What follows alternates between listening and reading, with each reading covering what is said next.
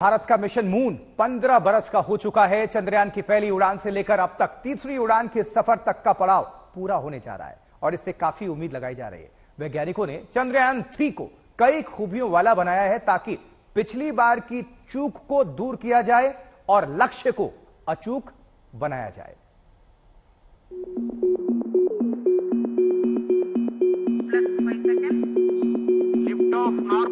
Here we have a majestic liftoff of LVM-3M4 rocket carrying India's prestigious Chandrayaan-3 spacecraft. Speed to tracking.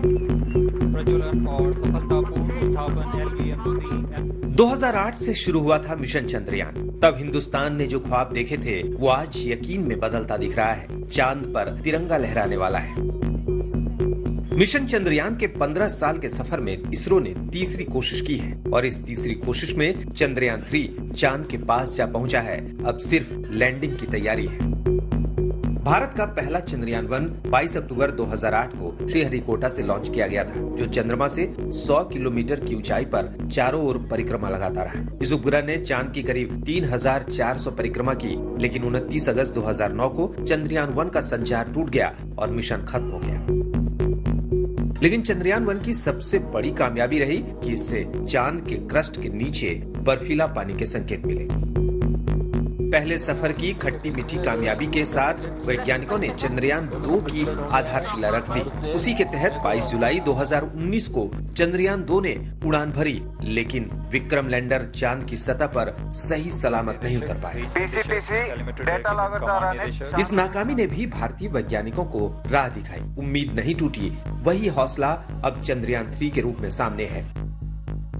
बस landing की देरी है और फिर प्रज्ञान निकलेगा, रोवर निकलेगा, वो अपना इंस्ट्रूमेंट्स का एक्सपेरिमेंट्स करेगा, लैंडर एक्सपेरिमेंट्स करेगा और पास ही हम वोट करेंगे। मुझे उम्मीद है ये एकदम बहुत बड़ा success Lift off normal. Here we have a majestic liftoff of LVM-3M4 rocket carrying Chandrayaan 3 का प्रक्षेपण 14 जुलाई को हुआ था। उसके बाद 5 अगस्त को उपग्रह ने चांद की कक्षा में प्रवेश किया था और अब वो सफर अपने आखिरी पड़ाव के बिल्कुल करीब है, जो भारत की उम्मीदें जगा रही है, हौसला बढ़ा रहा है। और जिस तरीके की इंफॉर्मेशन भारत कलेक्ट करने वाला है चंद्रयान 3 के माध्यम से, उस तरीके की इंफॉर्मेशन बाकी किसी देश के पास नहीं है।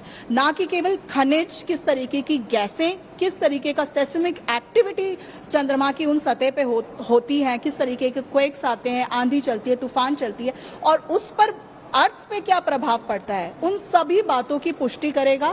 साथ ही में क्या मून इंसानी जीवन को बसाने के लिए, कॉलोनीज को बसाने के लिए हैबिटेबल बनता है या नहीं, उस बात की पुष्टि करेगा। और आने वाले समय पर जब हम किसी दूसरे प्लैनेट पे जाने का प्रयास करते हैं तो हमें एक तरीके का बेस स्टेशन प्रोवाइड करेगा। तो बहुत ही बड़ा मिशन है।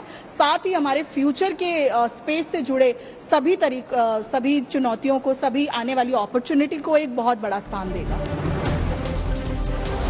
भारत का मिशन कामयाबी की राह पर है। चंद्रयान 3 3,84,000 किलोमीटर से अधिक दूरी का सफर कर अब चांद की सतह पर उतरने की तैयारी में है। चंद्रयान 3 जब 14 जुलाई को धरती से चला था तो समय समय पर 5 मनूवर के बाद वो चांद की कक्षा की ओर बढ़ा था।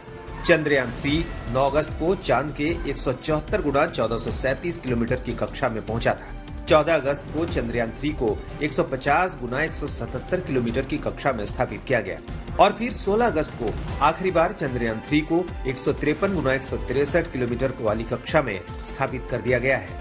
इसी कक्षा में घूमते घूमते अब प्रोपल्शन यूनिट से लैंडर विक्रम भी अलग हो चुका है।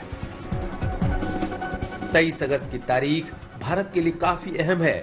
दुनिया हिंदुस्तान के वैज्ञानिकों के रिसर्च का लोहा मानेगी। आज तक ब्यूरो।